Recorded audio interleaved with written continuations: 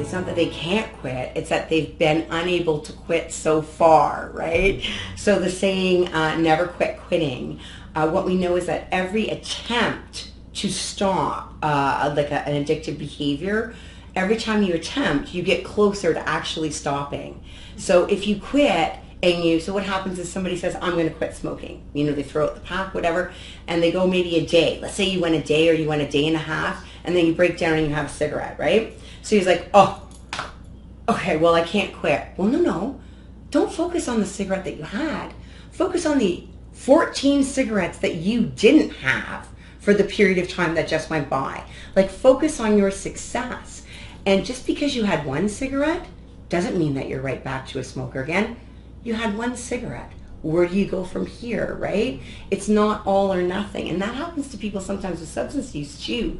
You know, so here's a personal example is that when I came into recovery and I had a good length of time in recovery, because I got clean in July, as you know, and the winter came and I got my winter stuff out again. And I went to put on this coat that I didn't wear very often because it kind of just went with this one skirt and boots outfit, but I don't want to come off as like vacuous. But anyway, I put my hands in. It was this green suede coat that I didn't wear very often. I put my hand in the pocket and guess what was in there? A pill. And in that moment, you're gripped by the obsession to like take that pill. Like it's so overpowerful, like I froze in that moment in time because nobody would know. Who would know, right? And a part of me is curious to see what would happen because I've gone so long without using. Maybe I could just take that pill and be okay.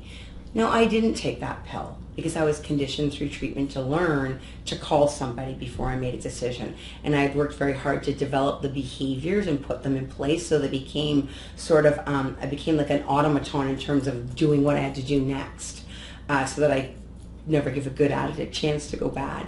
But I know somebody who ran into the same situation and did. And the point is that when they took that first one, they failed. Like they're no longer clean. The year that they had clean didn't matter. They were now using again. That's not the way it goes. What people don't know is that the average length of time that it takes for a person who wants to quit using, so somebody who wants to be abstinent, I never want to drink again. That's my goal. The average length of time that it takes from that intention and action on that goal to the time when a person has managed to go 360 consecutive days without drinking is 8 years. 8 years. So at the time you decide that you don't want to drink ever again, if you know that on average, and it's on average, it's going to be 8 years until you actually get a year consecutive of not drinking, maybe you won't feel like a failure. People think they can't do it. You say she can't stop smoking. That's probably because they've tried time and time again and not been able to never smoke again. That's not it, right?